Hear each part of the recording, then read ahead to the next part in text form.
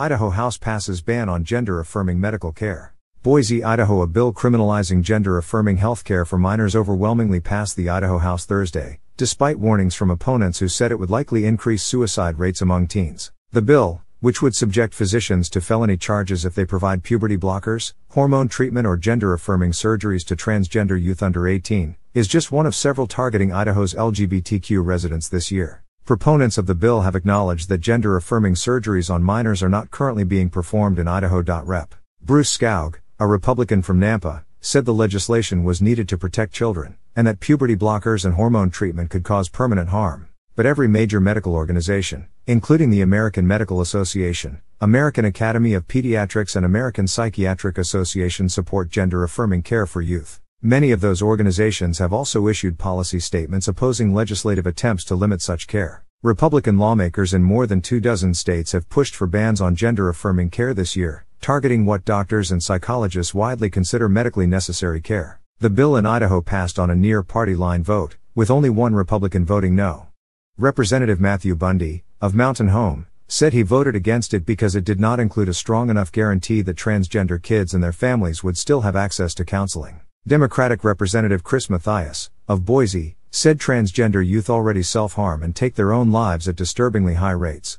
This bill is going to throw gasoline on that problem, he said. A regional Planned Parenthood affiliate said in a statement that the gender-affirming care ban is one of the most extreme attacks on transgender health care that we've seen across the U.S. Gender-affirming care is time-sensitive and life-saving, said Rebecca Gibran, CEO of Planned Parenthood Great Northwest, Hawaii, Indiana, Kentucky. Patients, families, and healthcare providers, no one else, should decide what care is in the best interest of transgender youth, in accordance with current medical best practices.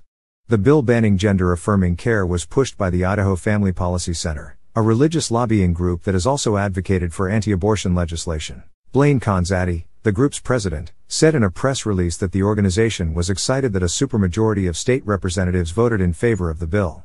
These children need real help, not medically unnecessary procedures that result in lifelong harms, Conzatti said. The bill now goes to the Senate, where a similar gender-affirming care ban died last year. At the time, the Idaho Senate Republicans issued a statement saying they strongly oppose gender-affirming surgery for children but feared the bill could affect medically necessary care for non-transgender kids, and they did not want to interfere in parents' medical decision-making authority. Several other anti-LGBTQ bills are also still making their way through the legislature. One would restrict transgender kids' school bathroom access, by barring them from using locker rooms, changing facilities or bathrooms that match their gender. Another bill limits sex education in grade school and prohibits schools from discussing human sexuality, gender identity or sexual orientation before 5th grade. A bill printed Monday could require schools to inform parents if there is a change in a student's mental, emotional or physical health or well-being, perhaps including if the student discloses they are gay or transgender.